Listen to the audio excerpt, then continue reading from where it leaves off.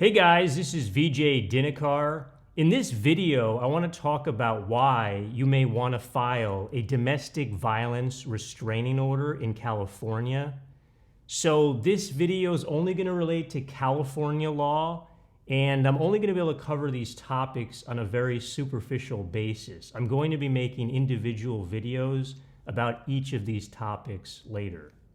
So the way that I got into representing a lot of domestic violence cases, both in seeking a domestic violence restraining order and defending against a domestic violence restraining order, is that I had been for several years handling a lot of criminal domestic violence cases. So somebody was arrested for domestic violence, and then the alleged victim in that case, like their husband or wife or boyfriend or girlfriend, filed a domestic violence restraining order against that person.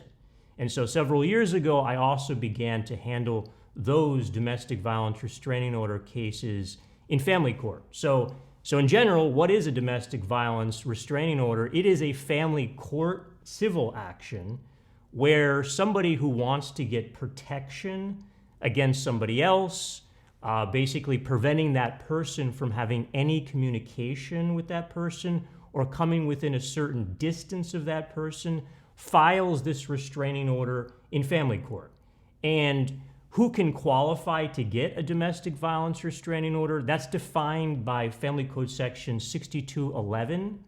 So anyone who is a current or former spouse, or current or former boyfriend or girlfriend, or current or former cohabitant, which basically means you lived with that person, or a child, or someone who is related by the second degree by consanguinity or affinity. What that means is basically that either by blood or marriage of the second degree. So that could also include sister, brother, grandparents, grandchildren. Anyone in that kind of relation can seek a domestic violence restraining order against the other person. Now, if you don't qualify based on that sanguinity or affinity, then you would file a civil restraining order. So why would you want to file a domestic violence restraining order? The most basic reason is that it really does provide legitimate and actual protection. So if you are a domestic violence victim, meaning you've suffered domestic violence in terms of physical abuse, threats of physical abuse, your property's been destroyed, you've been harassed, you've been stalked, you feel threatened, if you file this domestic violence restraining order, you really do get actual protection from the family court. So when you file this, you have to file a declaration, a judge reviews your request within a day or two, and then makes a decision about giving you a temporary order. And once that order is served on the other restrained party, that party cannot contact you. If they do, and you call the police and say they violated the order, meaning they came within the restricted distance or they contacted you, then they will be arrested. There's a mandatory arrest requirement that the police have to make an arrest if the restrained party and that protective order is in the CLETS system. The CLETS system is short for California Law Enforcement Telecommunications System, which basically means that all law enforcement know if there is a restraining order out there. And actually, that restraining order can actually be effective even in other states. So it really does provide actual protection. It's certainly something you want to get if you are actually a victim of domestic violence. The second reason that filing a domestic violence restraining order can be of great benefit is that it additionally protects your children that you have with this other person potentially. So if you have a former or current boyfriend or girlfriend or former or current spouse with whom you have one or more children, not only can that protective order protect you against that person coming near you or communicating with you, can also protect your children that you have with this person. And so that would ultimately mean that at least for the temporary period that the restraining order is granted, by the way, that's typically granted for a period until the first court date, which is usually, depending on the court, around 3 to 4 weeks from the date that you get the restraining order. But then again, so the person cannot have any contact with that child for that period of time. So you get basically full custody right away, at least for the temporary period. Going forward, another benefit of getting a restraining order after you try to make that temporary order permanent, after having the actual hearing, you can get what is called, a benefit in terms of custody via Family Code Section 3044, wherein if the court does issue a permanent restraining order, permanent meaning up to 5 years, the court makes findings where that parent, if there's a child involved in this relationship that is restrained, is rebuttably presumed not to be able to have legal custody. What that means, rebuttably presumed, means that the parent who's protected, meaning a victim of domestic violence, will, unless the other parent can overcome the presumption, be presumed the parent that will have legal custody. So just in general, again, that's a little bit complicated issue. I'm going to make an individual video about it. But you are going to get a custody advantage if you are filing a domestic violence restraining order and you're successful in actually making that order permanent. The next reason to potentially file a domestic violence restraining order is it has or can potentially have immigration benefits. So if you're here on a visa or green card and you are a victim of domestic violence, you may qualify to get a U visa or to get a work permit under I-765V if you can establish that you are actually a victim of domestic violence. Now, the very normal or typical way that you do that is you may, after you're a victim of domestic violence, call the police, and the police report and potentially a criminal filing in court will establish that, in fact, you are a victim of domestic violence. But what if the domestic violence occurred a long time ago, a year ago, 6 months ago, or you just never actually called the police because you didn't know that you were allowed to, or you could, or you should?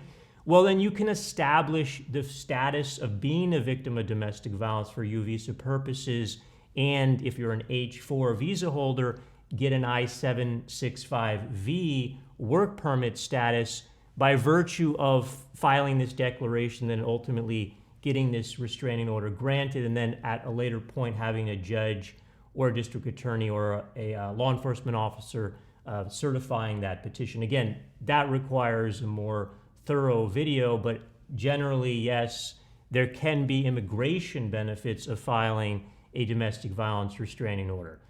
The next benefit is that if you are the spouse of the person against whom you're trying to file a restraining order, you can get temporary spousal support. Even if you're not filing a divorce, if you simply just file the domestic violence restraining order, you are going to get some money from the other person, depending on how much money he's making monthly or she's making monthly and how much money you're making monthly.